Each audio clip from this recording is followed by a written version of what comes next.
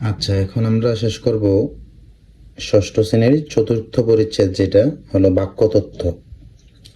So এই পরিচ্ছেদ থেকে তুমি আসলে কি পড়বা বা তোমার পরীক্ষায় কোন পয়েন্টগুলো ইম্পর্ট্যান্ট, আসার সম্ভাবনা বেশি, ওই পয়েন্টগুলো আমি এখানে আলোচনা করব। সো এই যে অধ্যায় বাক্যতথ্য, আমরা তো জানি 6, 7 এগুলোতে শুধুমাত্র বাংলা ব্যাকরণ থেকে এমসিকিউ আসে।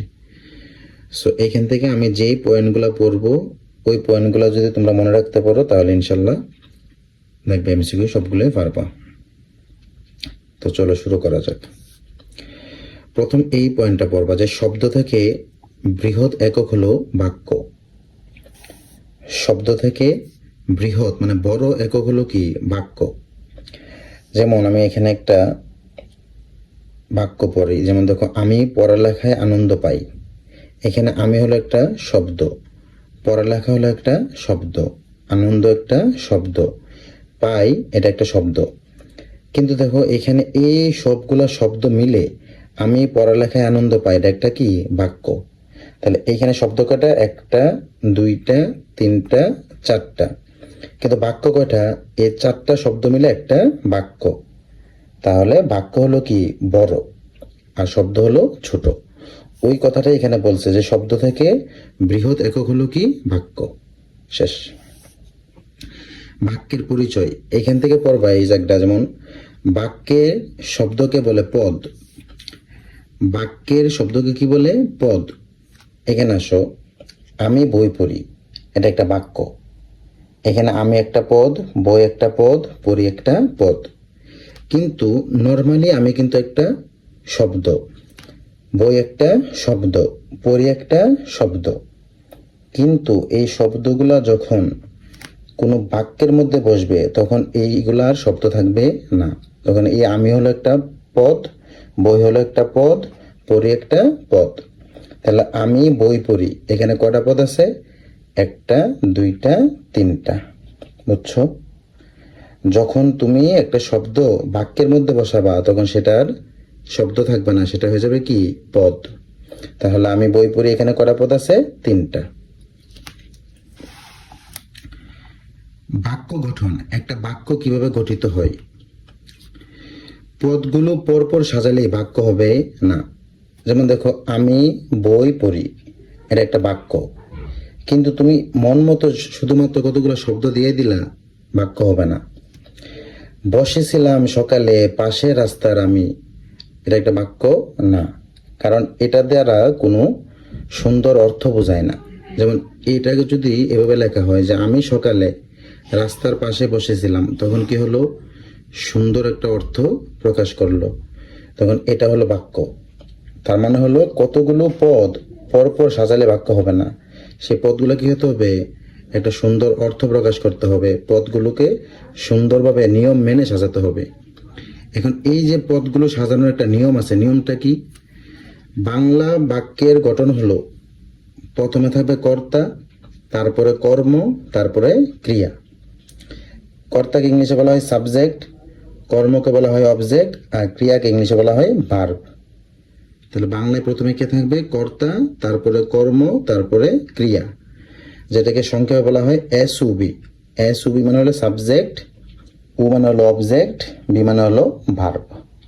তাহলে বাংলা বাক্যে বাক্য গঠনের নিয়ম হলো প্রথমে কর্তা, তারপরে কর্ম, তারপরে ক্রিয়া। আচ্ছা দেখো, এখানে আমাদের একটা টপিক মিস হয়ে গেছিল, সেটা হচ্ছে শব্দযোগ বিভক্তি। শব্দ এবং বিভক্তি দুইটা একসাথে মিলে হয় পদ। এখানে যে শব্দ আছে দেখো, পড়ি, এই যে পড়ি, এই শব্দটা কিন্তু মূল শব্দ পড়ো এবং তার সাথে রস্যি বিভক্তি যোগ হয়েছে। ঠিক আছে? এই যে পড়ি, এটা কিন্তু মূল শব্দ না, মূল শব্দ হচ্ছে কি? পড়ো, আর তার সাথে যুক্ত হয়েছে রস্যি বিভক্তি।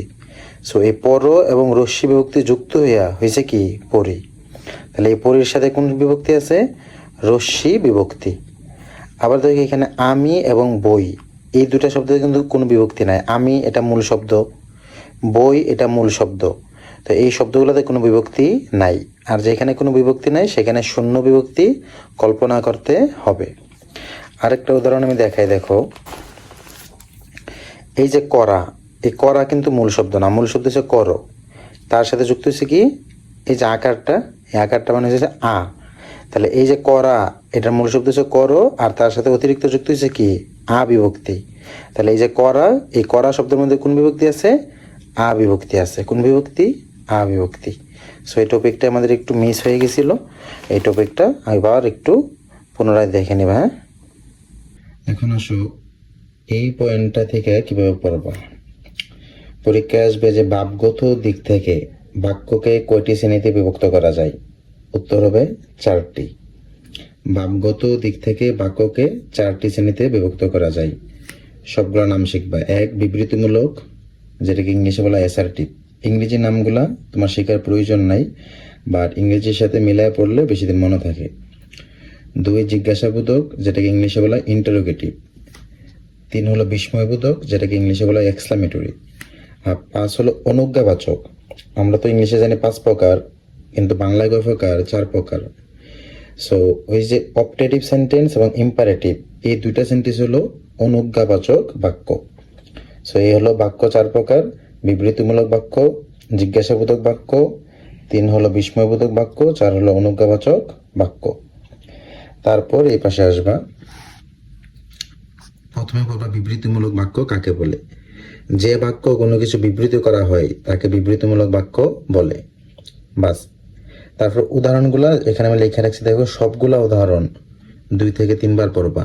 এই যে বিবৃতিমূলক বাক্য মানে কি? নর্মাল কথাবার্তা, যেমন রাস্তা বড় বিপদ সংকুল, সকালে আমরা শহর দেখতে বের হলাম, আকাশ বর্ণহীন গ্যাসে ভরা, এগুলো সব নর্মাল লাইন। এখানে কোনো প্রশ্ন করা হয় নাই, কোনো আদেশ দেওয়া হয় নাই। যত নর্মাল বাক্য আছে সবগুলো হচ্ছে বিবৃতিমূলক বাক্য।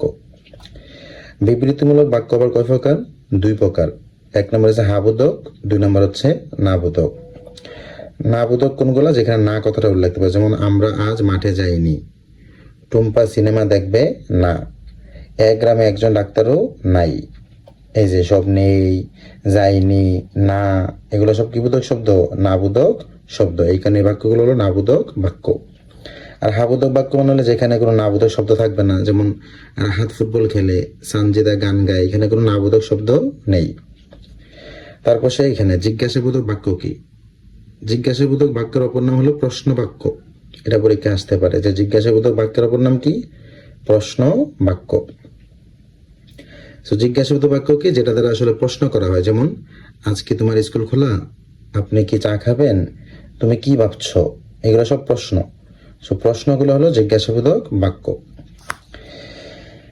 3, বিস্ময়বোধক বাক্য।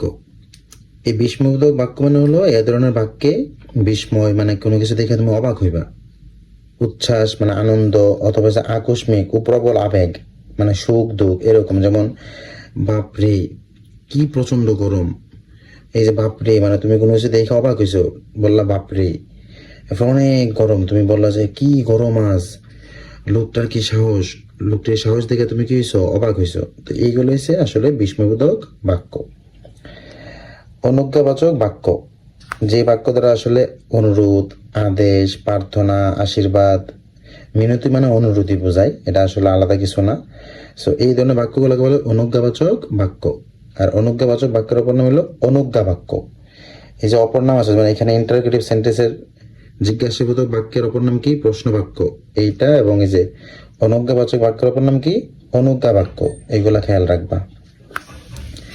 উদাহরণ দেখো, বইটি আমাকে পড়তে দাও না। সে একটু অনুরোধ করছে যে এই বইটি আমাকে একটু পড়তে দাও।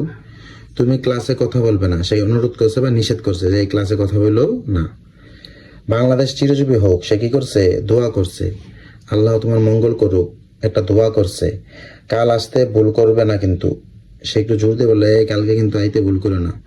সো এই যে এগুলা কোনো আদেশ করা বা দোয়া করা কারোর জন্য বা কোনো অনুরোধ করা, এই সবগুলো হচ্ছে অনুজ্ঞাবাচক বাক্য। সো এইখানে তুমি সবগুলো উদাহরণ এখানে আমি আবারও বলে দিতেছি যে সবগুলো উদাহরণ 2 থেকে 3 বার পড়বা। পরীক্ষার সময় বলবে যে তোমার নাম কি, তোমার নাম কি, এটা কোন ধরনের বাক্য? তোমার নাম কি যেহেতু প্রশ্ন হচ্ছে, তাহলে এটা হলো জিজ্ঞাসাবোধক বাক্য। এরপরে বলবে এই 1 গ্লাস পানি দাও, তো 1 গ্লাস পানি দাও এটা আদেশ, তা আদেশ হলো কি? অনুজ্ঞাবাচক বাক্য। এরপরে বলবে যে আরে কত বড় সাপ, তো এই যে এত বড় সাপ দেখে তুমি অবাক হইছো, এগুলো হলো বিস্ময়বোধক বাক্য। সো এইভাবে পুরোটা অধ্যায় ভালোভাবে পড়ে নিবা, তাহলে আশা করি এই অধ্যায় থেকে আর এমসিকিউ মিস হবে না। এই যে দেখো, পরীক্ষায় যখন উদাহরণ দেব, একটা উদাহরণ দিয়ে বলবো যে এটা কোন ধরনের বাক্য। এর মধ্যে জিজ্ঞাসাবোধক বাক্য আর বিস্ময়বোধক বাক্য, এদের তো সহজ। জিজ্ঞাসাবোধক বাক্য চিহ্ন পাইছে, লাস্টে কি থাকবো? প্রশ্নবোধক চিহ্ন। তো গিয়েছে প্রশ্নবোধক চিহ্ন। যদি প্রশ্নবোধক চিহ্ন থাকে তখন তুমি বুঝে নেবে কি বাক্য, জিজ্ঞাসাবোধক বাক্য বা প্রশ্ন বাক্য। আর বিস্ময়বোধক বাক্য চিহ্ন পাই সহজ, তো কি থাকে? আশ্চর্যবোধক চিহ্ন। তাহলে পরীক্ষায় যখন একটা বাক্য দিব, তুমি দেখবে ওটা লাস্টে কি আছে না, প্রশ্নবোধক চিহ্ন। যদি প্রশ্নবোধক চিহ্ন থাকে তাহলে কি, জিজ্ঞাসাবোধক বাক্য। আর যদি আশ্চর্যবোধক চিহ্ন থাকে তাহলে কি, বিস্ময়বোধক বাক্য। এই হলো দুটা বাক্য চিহ্নের ব্যাপার, ঠিক আছে? এখন যখন আমার প্রশ্নবোধক চিহ্ন থাকবে না, আশ্চর্যবোধক চিহ্ন থাকবে না, তখন তো জিজ্ঞাসাবোধক বাক্য শেষ, বিস্ময়বোধক বাক্য শেষ। তখন হয় হইবে বিবৃতিমূলক বাক্য অথবা কি, অনুজ্ঞাবাচক বাক্য। অনুজ্ঞা মানে কি বুঝুনি, যেটা দ্বারা অনুরোধ, আদেশ, প্রার্থনা, আশীর্বাদ এরকম। যেমন আল্লাহ তোমার কি করুক, মঙ্গল করুক বা ভালো করুক, এটা দোয়া করলাম।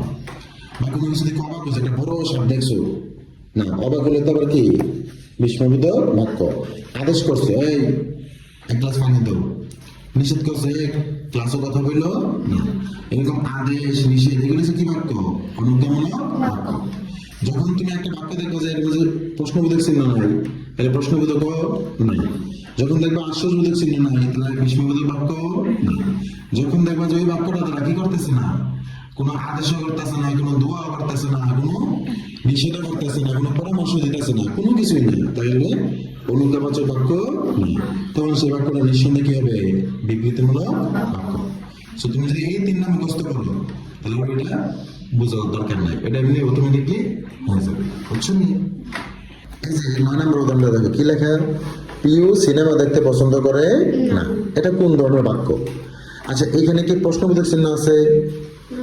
লাস্টে প্রশ্নবোধক চিহ্ন আছে না, তাহলে কি জিজ্ঞাসাবোধক বাক্য কে বাদ না? লাস্টে কি আশ্চর্যবোধক চিহ্ন আছে? তাহলে বিস্ময়বোধক বাক্য হতে পারবে না। এখন দুইটা জিনিস বাকি রয়েছে, হয় অনুজ্ঞা অথবা কি বিবৃতি।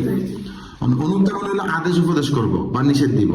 আচ্ছা দেখো স্যার, এটা দেখে কোনো আদেশ দিতেছে, পিউ সিনেমা দেখতে পছন্দ করে না, এটা কোনো আদেশ? এটা এরকম যদি হইতো যে পিউ তুমি সিনেমা দেখো না, সিনেমা দেখা ভালো না, তখন ঠিক আছে আদেশ বা পরামর্শ। কিন্তু এটা দ্বারা কোনো আদেশ বোঝাইতেছে না, কোনো পরামর্শ বোঝাইতেছে না, তাহলে কি অনুজ্ঞ বা লোকেটা বিবৃতিমূলক বাক্য। এভাবে যখন একটা প্রশ্ন দিব, তুমি এইভাবে খুঁজে বার করার চেষ্টা করবে। যেমন আরেকটা দেখো, সৃষ্টিকর্তা তোমার কি করুন, মঙ্গল করুন। আচ্ছা, এখানে কি প্রশ্নবোধক চিহ্ন আছে? এটা লিখে হবে না, জিজ্ঞাসাবোধক বাক্য জীবন হবে না। এখানে কি আশ্চর্যবোধক চিহ্ন আছে? তাহলে এটা জীবনে কি হইতো না, বিস্ময়বোধক বাক্য হবে না। এখন তুমি দেখো, সৃষ্টিকর্তা তোমার মঙ্গল করুক, এটা কি করছি আমি না, দোয়া করছি।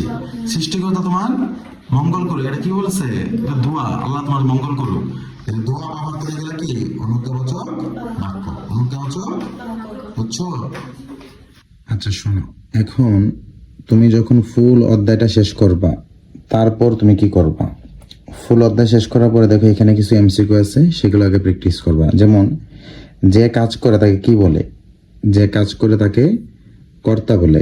এই যে প্রশ্নটা কোথা থেকে আসছে, এটা হচ্ছে আমাদের এই যে এইখানে ছিল, এই যে কাজ করে তাকে কি বলে? তাকে কর্তা বলে।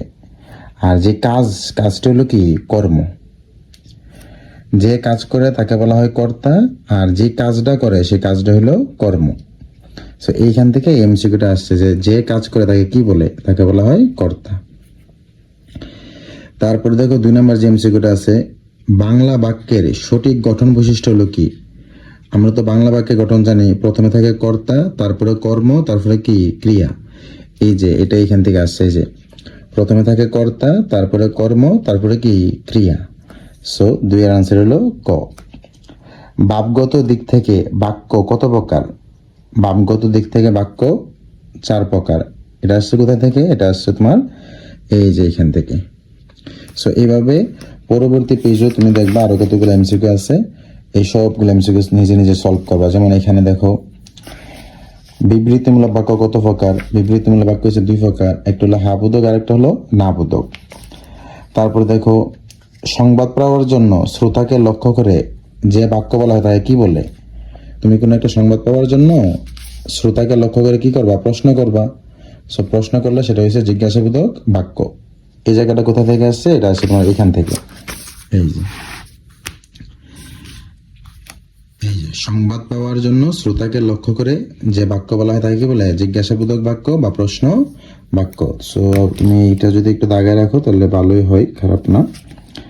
আমাদের একটু মিস্টেক হয়ে গেছে এখানে, এই যে এখান থেকে এইখান পর্যন্ত, ঠিক আছে? সংবাদ পাওয়ার জন্য শ্রোতাকে লক্ষ্য করে যে বাক্য বলা হয় তাকে বলা হয় জিজ্ঞাসাবোধক বা প্রশ্ন বাক্য। এইভাবে তুমি মেইন বইয়ের এমসিকিউগুলো সলভ করার পরে তোমার গাইড বইয়ে দেখবা অতিরিক্ত আরো কিছু এমসিকিউ থাকবো, সেই এমসিকিউগুলাও সলভ করবা।